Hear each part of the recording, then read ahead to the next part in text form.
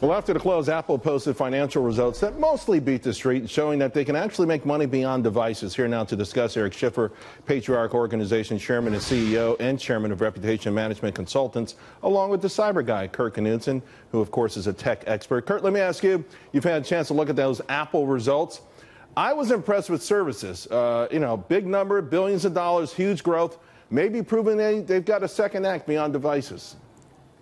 You know, they're trying. They're trying in that area. We know now that 40 million people are subscribing to music, that aspect of it. They just did a road show around the country, Apple did on the corporate side, capturing my attention, trying to get us engaged in the idea that AR, or augmented reality, is going to be a huge part of the future. Showed some real promising things there, but with 40 million subscribers at roughly $10 a pop every quarter, that's going to add up to about $1.2 billion added to that number you saw today. So services might be part of their future.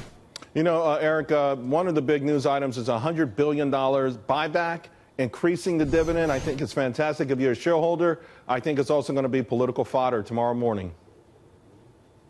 Look, I mean, this is a home run, again, for the Trump administration and supports the fact that the tax cut works. It produces results. These investors are direct beneficiaries. I'm sure a lot of Democrats as well, who will be thanking President Trump, I guess, begrudgingly. But this is great for Americans to see that it actually does work, and that these rumors about the fact of whether companies are going to do anything when the administration cuts taxes, right. Look, it's in black and white. It's right there for you. All right, guys. To say nothing of the jobs that are now going to be coming here as a result of that very tax cut from Apple. It's going to be amazing. We know that. And by the way, we can't forget about Foxconn putting that big plant in Wisconsin as well. Facebook today, a lot of news coming from them. They're still trying to tamp down on all of the debacle, if you will.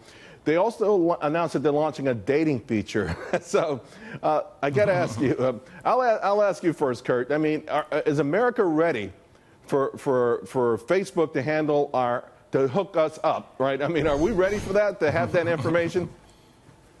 Well, they certainly have the power to do that. They have an outstanding capture of an enormous amount of eyeballs on their platform, and they know how to execute that kind of vertical from the data that they have already.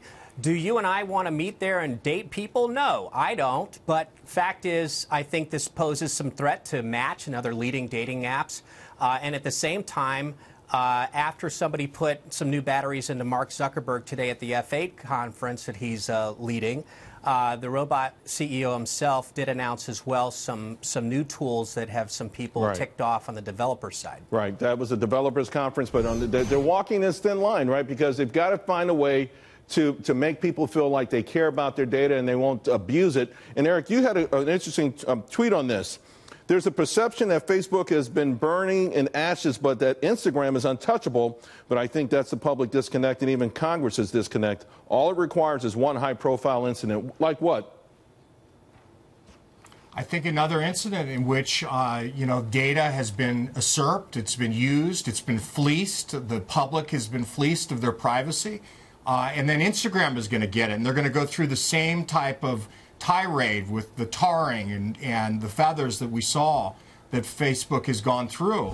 And look, they're in a bipolar rush now to do anything they can to get themselves to choke off these privacy violations that they committed. Right. And look, it's beginning to work, though, Charles. Right. I think they're beginning to rebuild their credibility. I mean, the one thing that we do know, guys, is that people are loath to leave it. And there have already been polls out there suggest that. But late yesterday, Kurt, the WhatsApp founder, right, Jan Koum, he left the company. He could potentially lose $100 billion. And nevertheless, he took that risk over privacy concerns. And we should remind the audience, this is a kid who came in from Russia, and the reason he developed WhatsApp is because he was used to the government tapping his phones.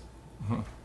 Right, and he himself has been very outspoken against Mark Zuckerberg and the leadership inside of Facebook and the colossal misstepping that they have had year after year since their main priority has always been about acquiring users and engaging us all further into it, really taking a sidestep to what happens to us as a human race and our own privacy. So not surprised he's out, and at the same time, not real confident that Facebook has a future if we have additional privacy concerns come out, if the consumer base understands, which I don't think they do, that Instagram is Facebook. Right. Tie all that together. I think Eric's nailed it. If they have that problem, they're in deep doo-doo in terms of their forecast. All right, gentlemen, it was good to see you guys sit there together. Nice, not elbow each other. It was fantastic stuff to have two experts. Thank you both very much. Appreciate it.